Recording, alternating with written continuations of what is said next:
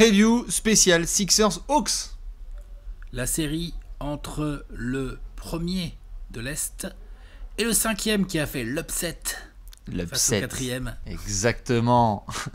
Dos au mur, Cantange. On va pouvoir parler en long et en large de cette preview. Comment tu vas, Alex? Bon, écoute, ça va nickel. On se prépare gentiment là pour les demi-finales de conf. Exactement, on a déjà fait une preview, vous pouvez la checker, elle dure à peu près 3 jours et demi sur les Bucks et les Nets. En même temps, c'est une série qui mérite. C'est une série qui mérite un week-end, tout à fait. En parlant de week-end, justement, le Game 1 entre les Sixers et les Hawks, il sera à Philadelphie ce dimanche. Au moment où nous tournons cette vidéo, l'horaire est à déterminer, mais on sera très gentiment au Wells Fargo Center pour voir le public de Philadelphie pousser le numéro 1 de la NBA. Y aura-t-il Joel? Y aura-t-il pas Joel? On va en parler en long et en large. Vous connaissez évidemment le fil conducteur pendant qu'Alex prend ses notes des previews de Trash Talk. On va évidemment commencer par la dynamique des deux équipes. Dans cette section, on parle un petit peu de la façon dont ces deux petites équipes se sont pointées. Je vois que tu faisais le hashtag. On enchaîne avec le point tactico-technique. Je vais aller trop vite, ouais. Oh, mais t'inquiète pas, tu vas vite comme ça, j'aime bien. Ça va peut-être être une série rapide d'ailleurs, on en reparlera. Le point tactico-technique dans lequel on parle de basket, comme dit Deschamps le ferait bien évidemment devant les plus grandes caméras du monde. On enchaîne après avec le joueur à suivre et on termine, Alex, avec le pronostico. Le moment où pendant quelques minutes nous prédisons, ma foi, avec des grands succès, l'avenir. C'est ça. Pendant 35 minutes, on est avec vous. Et pendant 5 minutes, on est dans le turfu. On est dans le turfu, ouais. Exactement. Très excité, je dois t'avouer, par cette série Sixers Hawks, pas forcément celle que les gens attendaient. Beaucoup de gens voyaient les Knicks passer le premier tour. On va en parler dans la dynamique des deux équipes. Atlanta-Philadelphie, on va commencer tout de suite avec la dynamique des deux équipes. J'ai envie de commencer par respect pour nos amis les Sixers. Ça va, mais ces derniers jours, tu dors pas peinard non plus quand même. Hein. Bah, oui. Parce que t'as fait le taf contre les Wizards. Bon, ils en ont pris un. C'est bien. Ok. C'est pas... Tu t'en fous presque qu'ils en aient pris un, quoi. Ce qui est emmerdant, c'est que le gros Jojo s'est fait le genou. Alors, qu'est-ce qu'il s'est fait exactement?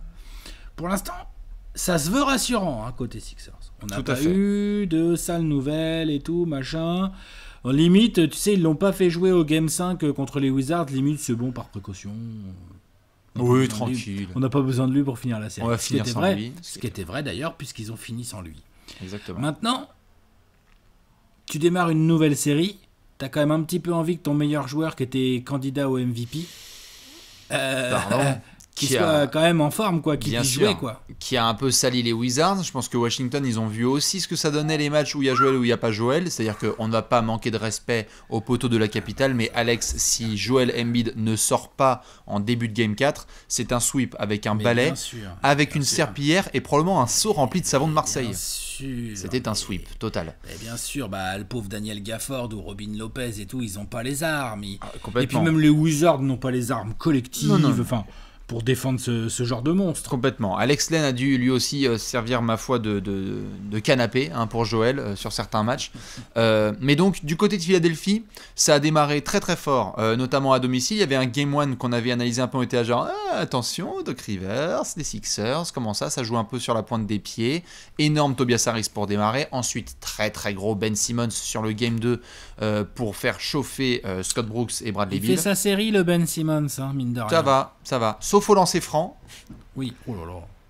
Où on est quoi sur 2 sur 30? Je sais pas, je peux regarder. 2 sur 14. Non, mais c'est pour charrier les poteaux des Sixers. Mais... 2 sur 14? Regardez, ça m'intéresse. 2 sur 16? Je sais pas, j'y vais, bouge pas. Je lance une Ben Simmons a été énorme dans tous les autres aspects du jeu qui ne ressemblent pas au lancer franc, point, rebond, rythme, passe, gestion du tempo. C'était. Free throw 10 sur 28, Ben Simmons dans la série.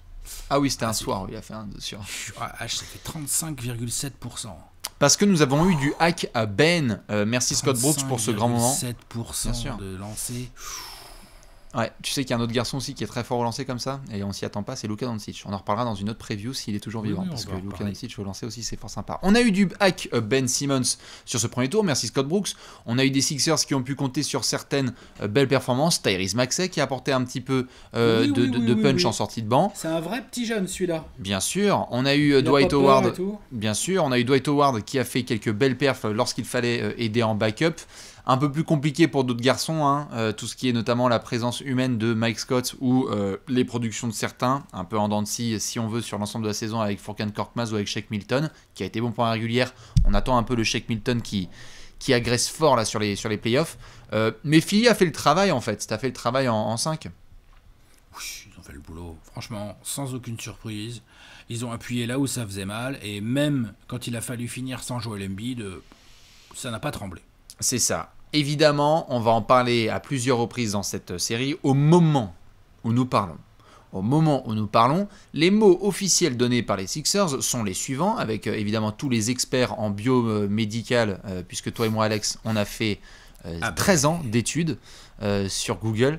Non, mais moi je suis méniscologue. C'est ça, tu es d'accord. C'est marrant, ça tombe bien. Moi, ça tombe bien, hein. Parfait, tu vois. Mais je crois que tu étais virologue. Non, t'étais pas virologue. Ça c'était l'été dernier. Ça dépend du contexte. Ça dépend de la casquette, tout à fait. Non, bien évidemment, les Sixers ont dit qu'il y avait une petite rupture au niveau du genou de Joel Embiid, mais qu'il était déclaré. Pas rupture. Non, déchirure. Si c'était rupture, je peux te dire que ça.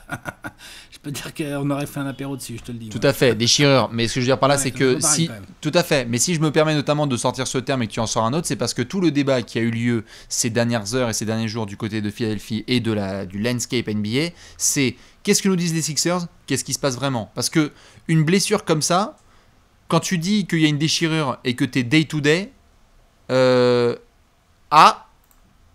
c'est marrant, déchirure et day-to-day, parfois ça va pas trop ensemble. Small meniscus tear. Voilà ce que j'ai sous les yeux. Tiny small, little, elle est petite. Little tiny small. Bien sûr. Non mais c'est pas bien. C'est pas bien. J'ai l'impression que on en rigole là. Ah non, on en rigole pas. C'est pas bien. Non mais on en rigole. On fait un. C'est le wording qui a été utilisé par les Sixers. On se moque du wording des Sixers. Et ce que j'espère, c'est que c'est pas un wording pour essayer de maquiller un truc un peu plus relou. Non, je pense pas. J'ai l'impression qu'ils savent quel est leur investissement. Ils savent que Joel Embiid, qu'ils ont traité tout au long de sa carrière, et quand même, on vient de le voir à un niveau MVP cette saison, ils savent plutôt bien comment le gérer. Ils avaient mis des clauses dans son contrat, etc. Donc, je pense pas qu'ils joueraient à ce genre de bullshit. La question, c'est de savoir en effet quelle est la ligne fine entre en fait Joel Embiid il sait qu'il a super mal mais il a envie de serrer les dents parce que sa meilleure chance là elle est là et de l'autre côté les Sixers sont terrorisés parce qu'ils se disent putain oui on va le faire jouer mais en même temps là on a l'impression qu'il y a une blessure qui est vraiment grave quoi. C'est très compliqué.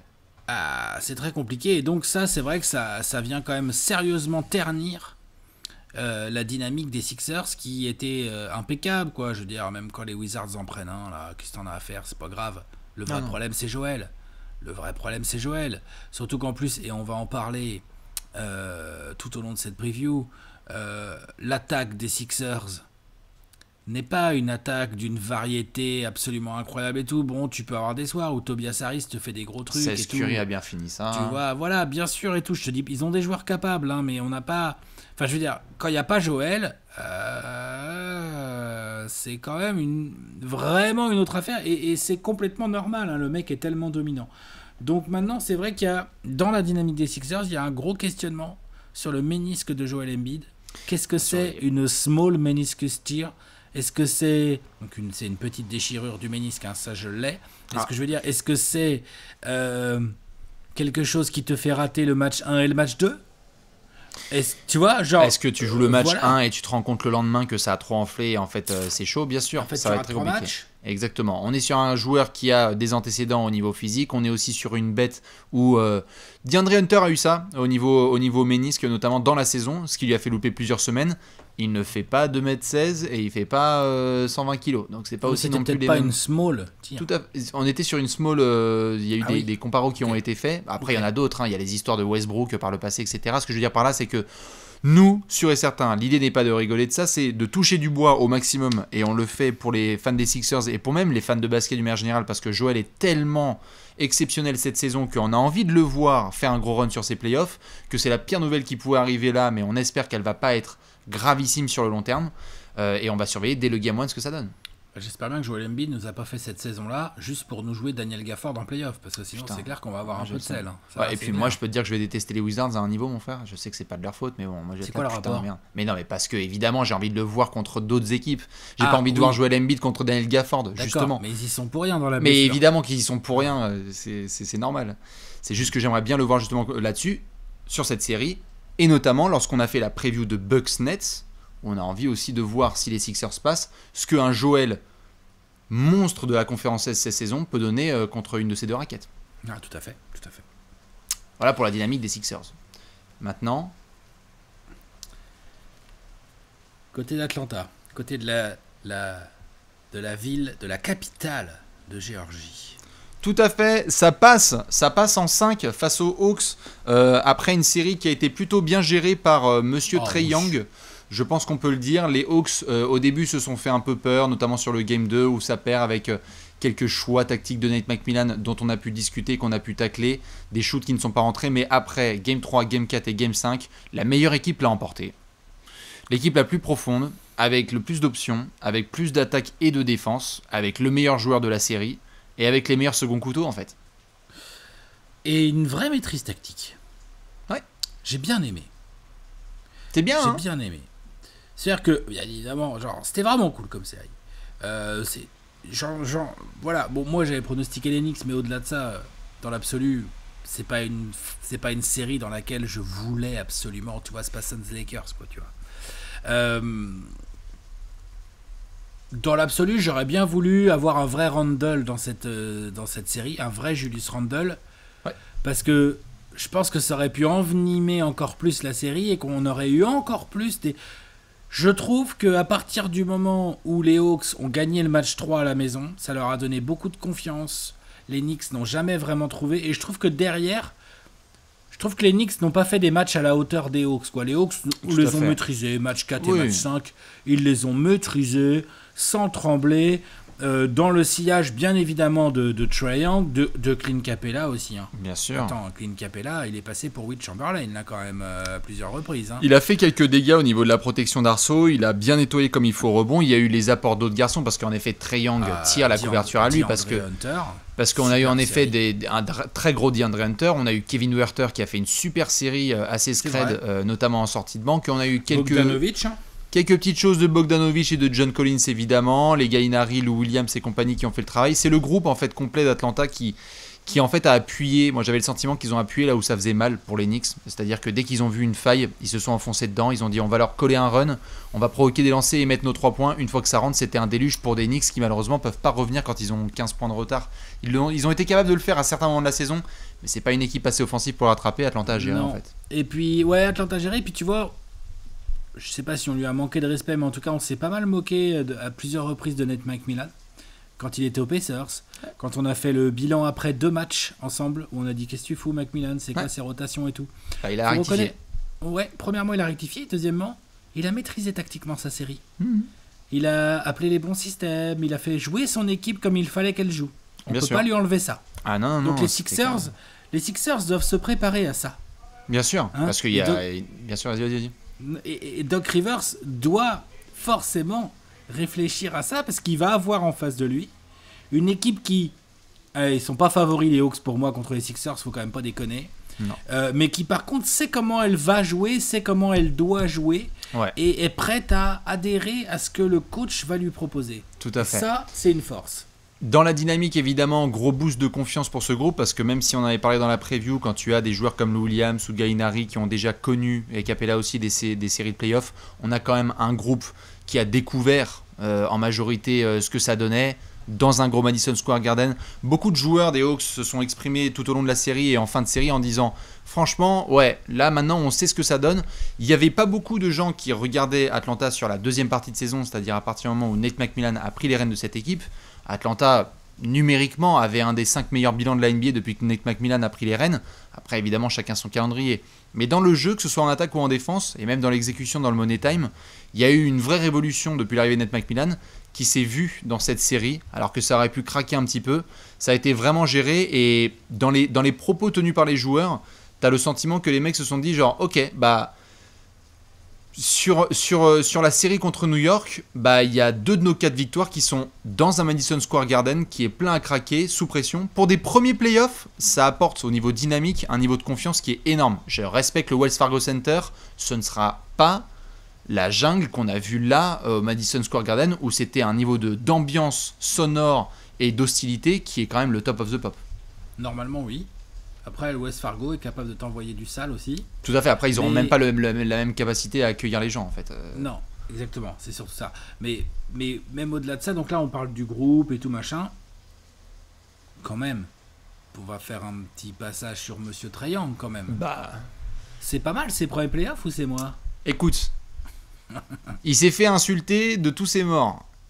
Il s'est fait boxer par les Reggie Bullock et les Taj Gibson. Ce sont ses premiers playoffs. Il y a un game winner, il y a 30 points et quasiment 10 passes de moyenne. Il y a le show, il y a la gestion technique dans les matchs, c'est-à-dire savoir quand appuyer, qui servir. Très peu de balles perdues par rapport à ses moyennes habituelles. Beaucoup Maîtrise plus de technique, sérénité. Supériorité technique totale. Ah oui, total. Il a vraiment été au cœur des 4 victoires et il fait des performances qui sont complètement dingues. Moi, tu me connais, hein, je vais surprendre personne. Je suis fan de ce joueur depuis le premier jour. Je suis hyper content qu'il fasse cette série-là face aux Knicks parce qu'il y avait vraiment un gros challenge devant lui. Au-delà des crachats et insultes, etc., ça arrive. C'est les playoffs. C'est dommage, mais c'est comme ça. Mais dans les performances, on n'a pas eu le Trae Young à 4 sur 19 au tir avec 8 balles perdues, tu vois. Il a vraiment géré tous les matchs. Il s'est vachement appliqué, il a été propre, il a joué comme un patron alors que c'était ses premiers playoffs et qu'il a quoi? Il a 21, 22? Ouais, 22. Ça, ouais. Et ça, c'est remarquable et c'est de très bon augure pour cette série notamment, mais même pour la suite en général pour les Hawks, quoi. Tu vois, tu te dis, bon, bah putain. Ah bah ça okay, bombe le torse, hein. On a un meneur qui techniquement peut dominer à peu près toutes ces match-ups, qui peut être le patron technique d'un match, qui peut dicter le tempo, scorer, passer, enfin, tu vois, genre... Voilà. Ah, bien sûr, bah, de toute façon, c'est simple, hein. Les quelques fans d'Atlanta en France avec qui on discute, et forcément ceux qui sont sur place, c'est quand la dernière fois qu'il y a eu un joueur dans cette franchise qui arrive et qui tape du poing sur la table et dit « Ah ouais, on va au Madison Square Garden ? Bah suivez-moi parce qu'on va les humilier. » Ça, ce niveau de confiance apporté par un leader, j'adore Joe Johnson et Al Horford, ça parlait quasiment pas. Faut revenir à Dominique Wilkins il y a 30 ans pour essayer de voir ce niveau de leadership là. Donc c'est très bon augure en effet pour les Hawks juste avant de jouer les Sixers ce dimanche. Et du coup ça en rajoute encore à la dynamique des Hawks, quoi. Elle est vraiment excellente, la dynamique des Hawks, quoi. Elle est très bonne. Tu peux aborder les Sixers sans vraiment avoir peur. Tu n'es pas favori, clairement, mais tu peux te dire ah, putain les gars, on est capable de faire un résultat contre cette équipe potentiellement. Ouais. Autre chose à dire sur la dynamique? Non, je pense qu'on est bien. On est bien. Et bien du coup on va pouvoir enchaîner. Tu sais quoi faire avec tes 4 doigts. Boum! Le point tactico-technique. Vous le savez, dans cette section, on parle purement stratégie, on fait semblant de s'y connaître au basket. Dites-nous, vous, évidemment, ce que vous allez surveiller de très très près. La défense sur certains, l'attaque sur d'autres, les bancs, les réussites au shoot. Alex, the floor is yours. Qu'est-ce que tu vas surveiller de très très près sur cette série entre Atlanta et Philadelphie? Dans la continuité de ce dont on vient de parler dans la dynamique, Trae Young, et non pas comment Trae Young va gérer sa série, enfin un peu quand même, mais surtout les Sixers, équipe défensive de grande qualité, équipe qui a des très bons défenseurs à un peu tous les postes et notamment sur les extérieurs. Je veux pas faire offense aux Knicks, hein. Ils ont des bons défenseurs, ils ont plutôt bien défendu toute l'année. Là on a des défenseurs bons et expérimentés. Et élite, ouais. Élite, expérimentés, des mecs qui sont beaucoup plus gros que Trae Young et qui sont très mobiles. Je pense à Ben Simmons ou à Matisse Thybulle, par exemple. Ça va être les deux qui vont être envoyés au... Je pense, hein. Ah, bien sûr. Je pense que c'est eux qui vont y aller en premier. Donc, tout aussi huilé que soit le collectif des Hawks, tout aussi malin que puisse être de temps en temps Nate McMillan tactiquement, n'empêche que si t'es les Sixers, tu fais OK.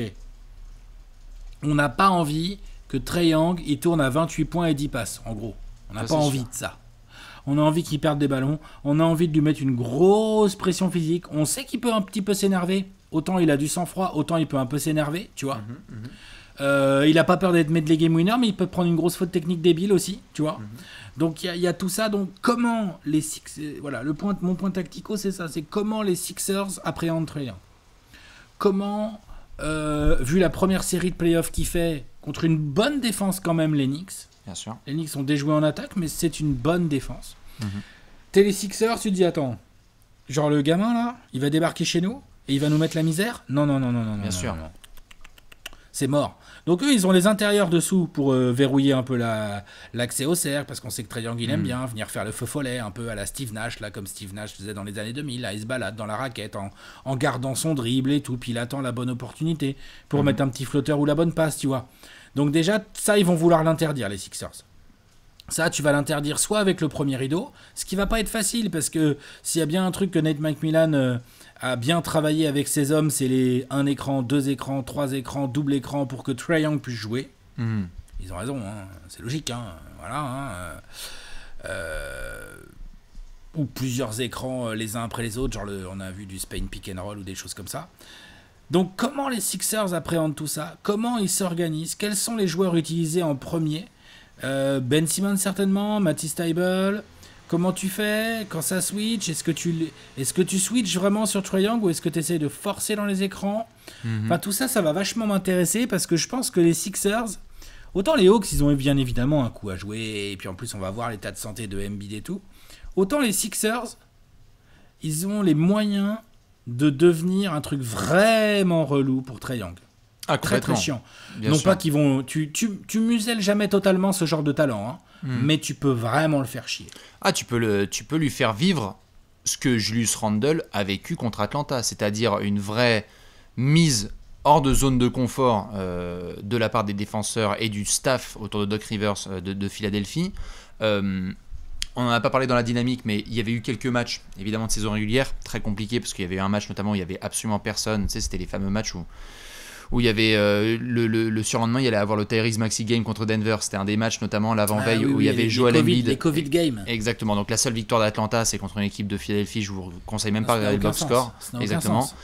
Et sur les autres matchs qui ont eu lieu aussi, on a eu des matchs où il n'y avait pas Trae Young notamment. Mais pour revenir sur ce que tu disais, c'est vrai que ça va être hyper intéressant parce qu'il y a ce côté très trash talker, showtime dans le jeu de Trae Young, qui donne et qui insuffle une telle énergie dans l'attaque d'Atlanta et un niveau de confiance que les Sixers sont vachement conscients de ça et ne vont pas le laisser s'installer. Et donc, la longueur de bras, le côté physique, et dans le jeu de Trae Young, évidemment, les fans des Knicks et les fans des autres franchises peuvent en attester maintenant, sa capacité à provoquer des lancers.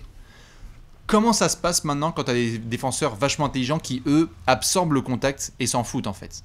Ben Simmons, il va arriver, il va se dire, vous avez vraiment décidé de donner à Rudy Gobert un nouveau type de défenseur de l'année, regardez-moi. Regardez-moi prendre le gamin là qui a fait marrer tout le monde. Il va s'en donner à cœur joie aussi. Exactement. Et Ben Simmons, si je mentionne évidemment, parce que comme tu l'as dit, il y aura du Matisse Thybulle, hein, ça c'est sûr et certain, mais Ben Simmons, à mon avis, il peut prendre le truc personnellement et se dire genre, oh c'est ma match-up idéale pour envoyer un message aux votants, quoi. Qui auront déjà voté. Mais pour leur dire, allez mec, Trae Young, il a marché sur New York, moi je l'éteins. Et surtout que les Sixers, donc là voilà, comment tu l'appréhendes Trae Young défensivement et tout, ont beaucoup plus les moyens que les Knicks de le faire chier de l'autre côté du terrain. Ça va être quoi? Tu vas le cacher où, Trae Young en défense? Sur Seth Curry, quoi? Danny Green. Ou Danny Green, quoi. Hein, on est d'accord? Ouais, bien sûr. Bon. Il va falloir courir derrière les écrans. Hein. Ouais. Donc, très curieux de voir comment les Sixers vont appréhender Trae Young, comment ils vont appréhender sa relative faiblesse physique, parce que ces physiques un peu freluquets, il faut aussi s'en méfier. Ils sont endurants, ils sont rapides, machin. C'est relou. On connaît, attention, ils sont fuyants aussi. Pour des grands gabarits comme Ben Simmons, ça peut aussi être relou. Mais oui, les Sixers ont quelque chose à jouer sur ce secteur-là. C'est-à-dire que si tu commences à jouer les Hawks, mais que Trae Young passe des mauvais moments, bah déjà, c'est plus cool tout de suite de jouer les Hawks. Hein, bien sûr. Tout de suite. Voilà. Et le ratio de passes, évidemment, sera à surveiller. Face aux Knicks, quasiment 10 passes pour 3 balles perdues, c'est juste parfait pour un premier tour de play-off. Par contre, là, à mon avis, les Sixers, ils vont vouloir les matchs de Trae Young à 5-6 balles perdues. Ils vont pas vouloir, justement, que si il gère pas son scoring, il y a les 12-13 passes parce que c'est pour Bogdanovic et Capella, etc. Ça, c'est impossible, en fait, pour les Sixers à accepter. Ils vont devoir le shutdown, c'est clair. C'est sûr. À surveiller, monsieur Trae Young. Voilà pour moi. Toi, tu as quelque chose pour nous? Bah écoute, j'ai envie de dire, vu que tu parlais là, notamment du travail défensif sur Trae Young, je vais rester dans la catégorie défensive parce qu'on parle souvent d'attaque et de ce sport magnifique où il faut mettre plus de ballons dans le panier que l'adversaire, hein, pour ceux qui ont oublié le concept. Mais là, pour le coup, Atlanta, défensivement, no disrespect envers les Knicks, mais c'est pas tout à fait la même affaire là. C'est-à-dire que l'attaque des Knicks, pour défendre dessus, il y avait, je vois que tu te marres toi aussi, il y avait un plan de jeu qui était clair autour de Julius Randle, autour un peu de Derrick Rose, mais il n'y avait pas plusieurs options. Là, tu as vraiment une attaque à Philadelphie qui peut mettre, on n'a même pas parlé en présence d'Embiid, hein. C'est-à-dire que même s'il n'y a pas Embiid, tu peux avoir, comme on l'a vu là sur le match close-out face aux Wizards, tu peux avoir un match où en fait les Sixers, ça galope, ça trouve les bons espaces, les bons shooters, et t'en prends 120 en fait. Ben Simmons il est en triple-double, Seth Curry il rentre ses tirs, Tobias Harris un peu aussi, Fargo, sa gueule, et puis exactement. voilà. Exactement. Donc du coup, comment va défendre Atlanta? Parce que on parle souvent de Trae Young, de Bogdanovic, mais on oublie que c'est une équipe Atlanta qui a eu un énorme step-up défensif là depuis 2 mois. Ils ont vraiment montré, et là notamment quand tu vois comment ils ont abordé la série contre New York. Enfin, je veux dire, Julius Randle, à mon avis, il peut dire, je crois qu'ils avaient préparé la série autour de Nate McMillan. Franchement, ils ont fait le travail. Comment ça se passe là, défensivement pour Atlanta? Si Joel Embiid est là... Bah voilà, déjà on va commencer par là. Putain. Si Joel Embiid est là... Je ne sais même pas ce qui se passe. Que Capella, j'espère que Capella il a gardé son costume de Will Chamberlain quoi. Ouais, et j'espère que Capella il aime s'asseoir parce qu'il va avoir des fautes mon pote, tu vas t'asseoir sur le banc parfois très très rapidement. Comment ça se passe pour Okongwu? Comment ça se passe quand là t'avais Gallinari qui défendait parfois en espèce de 4-5 sur Taj Gibson ou sur Julius Randle, super. Là c'est Tobias Harris et Joel Embiid en fait.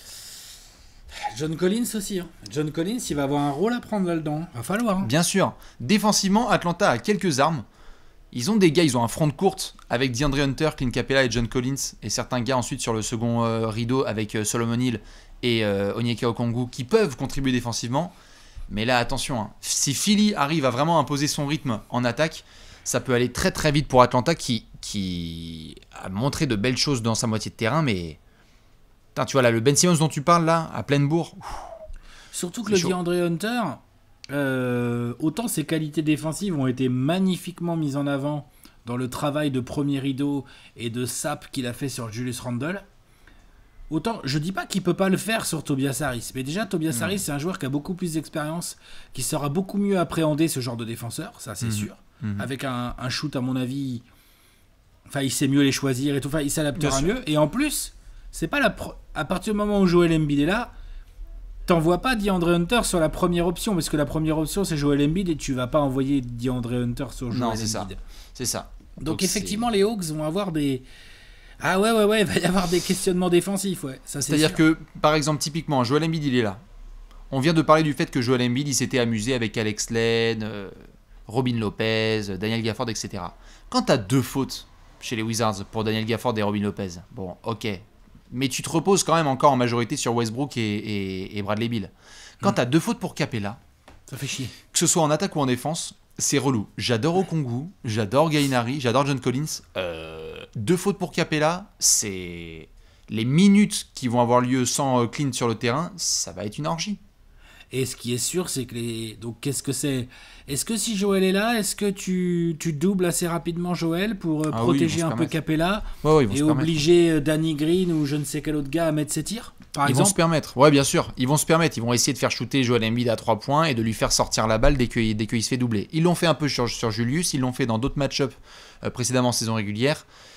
Dans le cas où Joel n'est pas là, parce que là on parle du cas où Joel est là et il est à 100% et il fait le taf. Dans le cas où Joel n'est pas là et où c'est compliqué pour lui de contribuer efficacement, pareil, tu l'as dit, Tobias Harris, je veux dire, on adore Julius Randle, mais Tobias Harris c'est un meilleur scoreur. Oui. On aime bien Derrick Rose, mais Ben Simmons, s'il veut, en termes de dynamique et de ce qu'il peut faire en termes de distribution, c'est meilleur. Seth Curry, c'est mieux que Reggie Bullock. Tu vois, et mais l'attaque des Sixers est quand même supérieure à l'attaque des Knicks. Je sais pas si Tobias Harris est un meilleur scoreur que Julius Randle. Je pense que dans... Je parle le scoring pur. Hein. Ouais, mais quand même. Julius, il a montré des trucs de fou en régulière. Ouais. Moi, je trouve que Julius, plutôt, il a plus déjoué. Alors que je vois plus Tobias Harris, je le vois moins déjoué, je le vois être plus smooth, accepter ce que dit Andre Hunter, prendre ce qu'il y a à prendre sans forcer, ce qui n'empêchera pas les Sixers d'attaquer. Bien sûr. Et c'est là toute la différence entre les Sixers et les Knicks. Bien sûr. C'est ce qui, quelque part, juste pour moi, définit aussi pourquoi tu es un meilleur scoreur. C'est-à-dire, quelle que soit la couverture défensive que tu as, en fait, juste, t'es fort. Et en effet, Tobias, tu lui mets Atlanta sur lui, il va faire OK, allez-y, les gars. Tu vois, DeAndre Hunter, il va être sur lui et tout, mais peut-être d'ailleurs que Tobias peut lui mettre des gros vents aussi. Complètement. Et lui mais voilà, si pendant ce temps-là, tu as Joel qui se régale, ça leur va bien aux Sixers. Hein. Exactement, ça va faire mal dans tous les cas sur les batailles notamment de 5 majeurs, et à surveiller aussi la défense sur ce fameux line-up là que toi et moi on a détesté quand Nate McMillan sort quasiment tous ses titulaires. Où là, pick and roll avec Lou Williams et Gallinari en défense, allez-y, faites rentrer les veaux, les vaches, les femmes et les enfants. Il pourra pas trop se permettre face aux Sixers. Hein. C'est ça. Attention. On est bien d'accord. Dites-nous vous ce que vous voyez sur les points tactico-techniques. On va devoir évidemment enchaîner. Alex, avec le joueur à suivre, on sort les jumelles. Et dans cette section, il y a un joueur sur lequel on va focus plus que sur d'autres. Dites-nous vous sur qui vous allez target. Alex, c'est qui ton joueur? Bogdan Bogdanovic. Pour plusieurs raisons. La première, c'est qu'il y a vraiment certains de ces matchs contre les Knicks que j'ai beaucoup aimés. Où on a retrouvé un peu ce petit côté... je suis en train de checker les stats parce qu'il me semble... Oui, c'est ça. Sur la série contre les Knicks, Bogdan Bogdanovic est le deuxième plus gros scoreur, derrière Trae Young évidemment. Après, c'est serré, hein. Mais quand même, il met plus de points qu'un John Collins, il met plus de points qu'un Hunter, ou bien sûr qu'un Gallinari qui a été un peu bizarre au shoot, hein, pour rester poli sur cette série. Pourquoi ? Parce que Bogdanovic, il est capable de créer pour lui, ou de créer pour les autres, ou de jouer sans ballon. C'est un vrai scoreur, c'est l'école serbe, c'est l'école technique. L'école, j'ai un shoot et en même temps, je peux poser un petit dribble. Il a une bonne taille et tout. Il sait faire beaucoup de choses en attaque, Bogdanovic. Il nous l'avait déjà montré chez les Kings. Il est suprême. Il ne nous l'avait pas encore trop montré chez les Hawks pour diverses raisons sur la saison régulière et tout. Là, je trouve que dans cette... Non, t'es pas d'accord ? Si, je disais, ça s'appelle Lloyd et ça termine par Pierce. Voilà, notamment.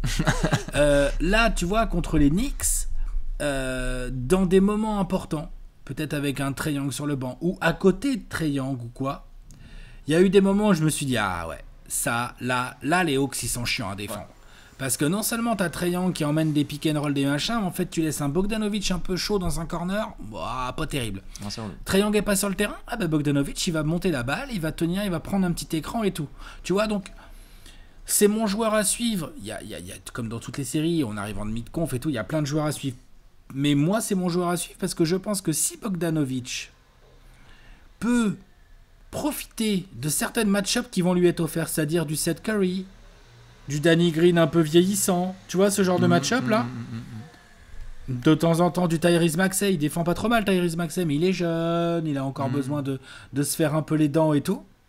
Enfin, il défend même, enfin bref. Il défend pas si bien que ça, en fait, il a beaucoup d'énergie. Ce qui est pas la même chose. Je pense que Bogdanovic peut, sur pas mal de séquences, apporter, tu sais, tiens, les Hawks, en fait, ils étaient à -8, ils sont plus qu'à -2 parce qu'il y a Bogdanovic qui vient de mettre 2 gros 3. Ouais, bien sûr. Tu vois ? Bien sûr. T'es content. Ou tiens, Bogdanovic, il a été malin là, il allait chercher un petit drive. Il a vu que Joël, il avait déjà 3 fautes, parce qu'il est vicelard, le Bogdanovic, qu'il allait pas défendre. Allez, hop, il va mettre son petit layup peinard. Tout à fait. Toutes ces choses que Bogdanovic va pouvoir apporter à l'attaque des Hawks, qui va là affronter une excellente défense. Donc je pense que c'est un vrai... Je l'ai en mode Factor X un peu, tu vois. Je pense que si Bogdanovic commence à faire péter une vraie série, c'est vachement chiant pour les Sixers, en fait. Ouais. Pour aller complètement dans ton sens, je suis d'accord, c'est notamment les termes qui ont été utilisés par les Hawks lorsqu'ils l'ont signé, c'est aussi d'avoir une deuxième option à côté de Trae Young au cas où c'est relou. Et là, on est dans la série où pour Trae Young, ça pourrait être vite relou. Quand il lâche la balle, c'est Bogdanovic qui va devoir être le créateur et parfois l'instigateur offensif, celui qui fait péter les mèches. C'est là qu'il va devoir être létal parce que s'il l'est pas, attention. S'il l'est pas, puis que Gallinari il continue à shooter comme mon oncle, ça c'est clair, ça va pas le faire. Ça va être compliqué parce que ça va être dur de mettre des paniers en fait. Mais tu sais que ton oncle il shoot vachement bien. Il shoot à 29%. Il shoot à 29%, voilà, exactement. Sauf le non, je suis vache, je sais pas combien il a shooté. Il a vraiment mal shooté. Bouge pas. Parce que attends, je l'ai là. Gallinari. Oh lâche le salaud, 33% au tir, et 32 à 3 points. Oh lâche. Il y a eu un ou deux passages assez bons à domicile, mais sinon à l'extérieur. Lui aussi, lui aussi, il va falloir qu'il les mette les tirs ouverts. Alors, besoin. Bien sûr. Je vais me permettre une entorse. Vas-y. Et c'est pas du tout un. Toi, tu vas avoir 4 joueurs à suivre, toi. Non, pas du tout. Et c'est pas du tout un mauvais jeu de mots à la con pour les gens qui ont l'esprit mal placé. Non, j'aimerais bien me pencher un peu sur Doc Rivers. On vient de parler à fond de Nate McMillan, je vois que tu te marres. Pourquoi tu te marres, Alex? Parce que moi, quand on me dit qu'on Parce que dès qu'on dit qu'on va se pencher sur Doc Rivers, ça te fait kiffer. comme ça, moi. Je comprends. Et je pense qu'il y a des fans des Sixers qui sont soit en train de regarder cette vidéo, soit en train de faire la vaisselle et qui se disent damn it. Fait chier, il y a... Putain, je pensais pas qu'ils allaient le mentionner. En fait, s'il n'y a pas Joel, il y a moyen qu'il se fasse exposer le Doc Rivers, attention. And that's my point. J'aimerais beaucoup voir la série de Doc Rivers. En fait, on a parlé, et t'en as parlé parfaitement de ce que Nate McMillan a réussi à faire avec Atlanta en termes d'ajustement sur cette série. Je ne dis absolument pas que c'est une match-up pour Nate McMillan. Mais par contre, s'il y a un truc... Non, je dis au moment où tu bois, tu vois, c'est ça qui est drôle. J'adore. Mais non, absolument pas. Faudra pas non plus se permettre. Parce qu'il a montré aussi des bonnes choses avec son staff, Doc Rivers. Ce que je veux juste dire, c'est qu'il va avoir un vrai challenge. Si tu prends les Hawks un peu trop de haut, défensivement comme offensivement, ils peuvent t'exposer. Si tu fais les mauvaises rotations, c'est-à-dire que quand on a vu certains cas où il a utilisé du Mike Scott, par exemple, par rapport à d'autres joueurs, où il a un peu mal utilisé son banc, où il n'a pas su prendre les temps morts au bon moment... Face à Scott Brooks et les Wizards, ok. Face à Atlanta, je dis pas non plus que ça va se transformer en blowout et qu'ils vont gagner 4-1. De toute façon, après, on va faire le pronostico. Mais ce que je veux dire par là, c'est que, attention, Doc Rivers, on a passé le premier tour. Les Sixers sont favoris. Il faut que tu gères cette série comme un favori qui gère son groupe face à une équipe qui est plus jeune, avec moins d'options, et que tu es censé battre. C'est une série que Doc Rivers, avec des aléas, doit dominer. Mais une équipe qui, quand même, collectivement, est mieux équilibrée que les Wizards et qui donc peut plus facilement, Enfin, on peut plus raisonnablement penser qu'elle va être capable de sanctionner les éventuelles erreurs de rotation ou de coaching que Doc Rivers pourrait faire. C'est ça. Et autant, en effet, tu as le bon Ben Simmons qui galope ou le bon Seth Curry qui met 30 points, c'est sur la défense des Wizards. Là, il va falloir attaquer un peu mieux sur la défense d'Atlanta. Il va falloir mieux exécuter. Il va falloir faire entrer les bons gars au bon moment. Il va falloir aussi s'ajuster. Il va falloir aussi rentrer dans le trash talking. Enfin bref, Doc Rivers, je vais le surveiller de très très près par rapport à ses choix. Tu vois, par exemple, lorsqu'on a vu, si je dis pas de bêtises, j'ai pas envie de dire de conneries, mais je crois que le match qu'il termine contre Washington, c'est le Freaky Five, dont on avait parlé notamment sur la chaîne il y a quoi, 1 an et demi, où c'est Ben Simmons en pivot et mettez-moi des tueurs à gages sur les côtés. Ce qui était un choix honnête et qui était bien parce que ça permettait de créer une nouvelle dynamique, un nouveau visage des Sixers. Pourquoi pas?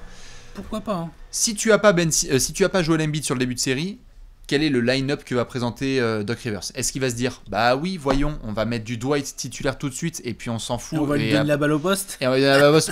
ou à la limite, ou derrière Dwight, bah on va faire entrer Mike Scott, ou on va se permettre certaines rotations comme ça, et dont les Hawks vont se dire genre, damn, il va vraiment faire ça, genre ok, du coup on va se l'exposer un petit peu. Je veux juste voir s'il peut gérer cette série, parce qu'il y a ces incertitudes autour de Joel. Il y a des joueurs qui se sont régalés contre Washington, mais c'est pas pareil contre Atlanta. Et attention, cette série peut être longue si Doc Rivers ne fait pas les bons ajustements. Beaucoup plus longue que les Sixers aimeraient. Oui, mais je suis d'accord. Doc Rivers, ça surveillé. À surveiller très près. T'as réussi à faire toute la section sans te pisser dessus, moi je suis content. Ah, c'est l'ami Doc, on le sait, il est attendu pendant qu'il regarde les Clippers. Bref, dites-nous, vous, qui vous avez comme joueur à surveiller. Alex, on va devoir annoncer le futur maintenant. Je te laisse prendre les notes. C'est l'heure du pronostico. Je vous rappelle comment ça se passe. Exactement, il famoso. Pendant qu'Alex prend ses notes, je vous rappelle comment ça se passe dans quelques secondes. On va vous annoncer l'avenir. Alex a déjà tout noté. Regardez-le. Et justement, le dance floor is yours. Alex, un score dans cette série. Qui ira en finale de conférence entre les Sixers et les Hawks? Les Sixers, oh. Voilà, c'est mon argument. Non, je déconne. Les Sixers, 4-2. Oh 4-2. 4-2, je t'avoue que j'aurais même pu mettre un truc plus sévère si j'étais sûr que Joel Embiid allait pouvoir vraiment démarrer cette série pas en boitant. Je serais pas du tout surpris que Joel Embiid joue pas tous les matchs de cette série et que Atlanta soit tout à fait capable d'en profiter. Que les Sixers aient bien du mal à attaquer correctement en l'absence de Jojo. C'est pas ce que je leur souhaite. Je pense que c'est possible parce que, comme on le disait tout à l'heure, une petite déchirure du ménisque. Voilà quoi. Comment il va en revenir de ça? Dans quel état de forme? Est-ce qu'il sort dès qu'il prend le moindre coup malencontreux sur le genou? Enfin, tu vois, il peut se passer beaucoup de choses autour de l'état de forme de Joel Embiid. Pour autant, je pense quand même que les Sixers ont une certaine marge, notamment défensive. C'est vrai que les Hawks ont montré des trucs intéressants défensivement contre les Knicks, mais enfin les Knicks, quoi. Ils n'ont pas une belle attaque. Ils n'avaient pas bien attaqué de toute la régulière, les Knicks. Ouais. Donc ils ont pu se focus sur Julius Randle, lui rendre la vie un peu impossible, et en gros l'attaque des Knicks, c'était ouais, Derrick Rose, j'espère qu'il va planter, quoi. Ouais. Tu vois. Là, même avec un demi-Joel, avec des joueurs malins, là, Seth Curry, Danny Green, Ben Simmons, c'est quand même un problème, Ben Simmons, dans l'absolu, hein, pour la défense des Hawks. Hein. Je veux bien voir comment ils vont gérer ça. Tu vois, peut-être ils vont lui envoyer DeAndre Hunter dessus, on va voir comment ils vont gérer. Mais du coup, t'as Tobias Harris, t'as quand même pas mal d'armes côté Sixers. Et même si Doc Rivers ceci, Doc Rivers cela, c'est quand même une équipe qui a, pour le coup, là, plus d'expérience que les Hawks, clairement. C'est une équipe qui est encore très ambitieux, je dis pas que les Hawks sont plus ambitieux, mais les Hawks, s'ils prennent 4-2 là en demi-conf contre les Sixers, c'est une bonne saison. Non, j'ai déjà réussi ma saison, d'accord, c'est bon, hein, bien sûr. Les Sixers, s'ils passent pas les Hawks là, non, mais pardon, y a pas de mais scénario. attention, Y a pas de on va demander une couve à Léon, et attention, ça va être, on va lui dire tiens, enlève Kawhi Leonard et Paul George, mets le trophée dans les mains de Trae Young, mets le trophée de Larry O'Brien, tape Larry O'Brien. Tu vois, donc pour moi, ils ont une certaine marge. Pour moi, ils sont au-dessus. Ils ont plusieurs joueurs vraiment capables de faire vraiment chier la défense des Hawks. Et ils ont plusieurs joueurs vraiment capables de leur montrer ce que c'est une vraie défense de playoffs, ce qu'ils n'ont pas, à mon avis, vraiment vécu contre les Knicks. Donc je pense que les Hawks vont encore découvrir beaucoup de choses dans cette série que les Sixers connaissent déjà. Et donc je mets 4-2 parce que par contre, je te dis, il y a de l'incertitude, Joël. Donc je mets 4-2. 4-2 Sixers. Voilà. Sixers aussi, ça passe, on va pas non plus déconner. Philly va en finale de conf. Par contre, je vais être très honnête, ça peut être 4-0, 4-1, 4-2, 4-3. Bon bah oui, mais alors va falloir trancher. Je vais te dire 4-2, je vais te dire 4-2 Sixers, D'accord. pareil, c'est ce que j'avais noté dans mes pronostics et j'étais totalement d'accord avec les 10 premières secondes de ton prono qui était j'aurais été plus sévère, c'est ce que j'avais m'apprêté à dire. Je m'apprêtais à être plus sévère si j'avais plus de certitude sur la présence de Joel Embiid. Je pense que Embiid il est là, c'est 4-1 voire 4-0. Enfin en tout cas, je n'ai pas trop de points là-dessus. J'aime bien Capella, mais je pense quand même qu'Embiid il va le faire chier quand même. Hein, c'est relou en termes de match-up pour Atlanta, c'est pas du tout pareil. Les Knicks c'était un petit peu dans la main, donc ça c'était très bien. Mais 4-2,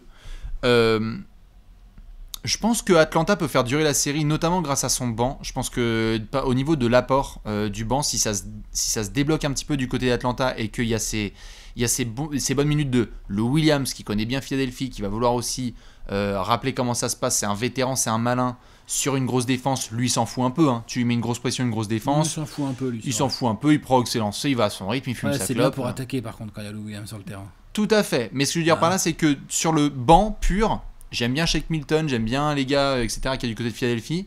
Si en effet, tu parlais de Werther, Gallinari, Lou Williams et autres qui arrivent à vraiment plus produire, ça peut faire durer la série. En fait, j'ai envie de dire, le niveau de redescente sur terre de Trae Young va déterminer le niveau de cette série. C'est-à-dire... Ouais, et peut-être le genou d'Embiid aussi. Et le genou d'Embiid. Mais vu qu'on parlait pas mal de Joel, attention Trae Young, là tu rentres dans les crocs de Matisse Thybulle et de Ben Simmons. Attention, tu peux plus faire autant le clown. J'ai envie de dire, si Trae Young fait une grosse série contre les Sixers... L'autre, je vais être tellement relou. S'il commence à les rosser, mais laisse tomber, on va halluciner. Hein. Ça va être complètement dingue. Mais je crois à une redescente sur terre. Gentille, mais une vraie redescente sur terre face à des Sixers qui sont prêts, qui ont le personnel pour et qui savent très bien comment défendre sur lui. Donc 4-2 pour les Sixers et magnifique saison d'Atlanta. Tu sors comme ça en demi-finale, c'est parfait. Hein. Prêt à travailler pour la suite. Ouais, complètement. 4-2 pour Alex, 4-2 pour Ibi. Les Sixers sont en finale de conf et affronteront le vainqueur de Bucks-Nets dont on a déjà fait la preview. Dites-nous, vous, ce que vous voyez sur cette série, les différents points, les joueurs à suivre, les points tactico-techniques. Alex, bien évidemment, je te laisse avec le mot de la fin. Ça commence dimanche, ça, c'est ça? Yes, sir. Hein, on est d'accord, ça commence dimanche à Philadelphie. Ouais. Trae Young face à la défense des Sixers. J'aime beaucoup cette match-up. J'aime beaucoup ces playoffs dans l'ensemble, en fait. Je les trouve complètement. Très cool. N'hésitez pas à suivre ça, donc le Game 1 ce dimanche. On vous fait plein de bisous et on se retrouve dans les commentaires. À très très vite sur la chaîne YouTube Trash Talk. Ciao.